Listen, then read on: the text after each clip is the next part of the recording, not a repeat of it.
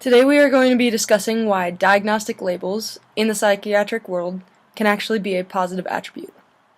There has been a lot of controversy about how using certain labels can stigmatize a disease.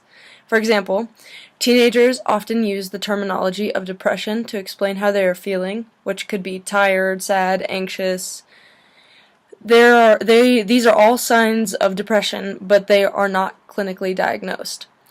This can lead to worry and stress among parents and friends, and this is how the stigmatization of clinical illness can become so negative within the United States and within social context. Even if you present these traits, are you actually depressed? You never really know. The answer is not really ever clear until you're clinically diagnosed. Your dog could have died, you could have wrecked your car, who knows? Anything could have happened at this point. So there was a study done by a guy named Rosenhan early in the 1970s, where he sent 8 fake patients, including himself, to 12 mental hospitals. They all faked, showing signs of anxiety with auditory hallucinations, saying that people were going to kill them, so on and so forth. Once admitted, they instantly started beginning to act normal. Because of the stigma around their disease, they were each held on average of 19 days. His study concluded that because of psychiatric labels, people carry legal, social, and personal stigmas of their disease, asking questions of why am I good enough? Why am I like this? For people to say, should we hire him or her? For social reasons, why do we want to be friends with you? You're crazy.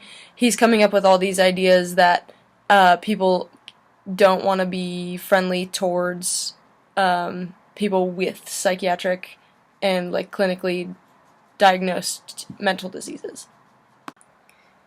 So there are a few things wrong with this study. First off, the way he concluded the study, he didn't use all the data. So in other words, he completely ignored really relevant data. Scientists believed that after looking at his work, that his conclusions were unsound and not logical. They just didn't believe that the way he read the data was complete, or the way that he even went about the study was sane. Scientists also thought that the way he conducted his research by sending 8 healthy people into mental hospitals was seriously flawed.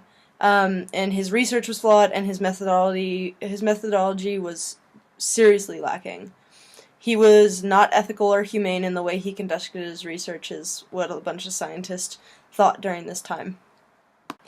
So, let me pose the question. Are humans really that self-centered?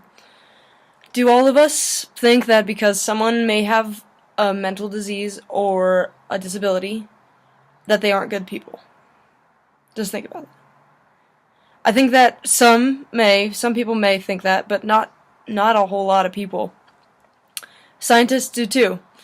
It has been said that by giving labels to certain people, it can be more productive in society. It brings an awareness and attention to what a person needs and a person is capable of. It also provides reasons for why people act the way they do. Some people are just strange people, and that's okay. They are the way they are, and that's okay.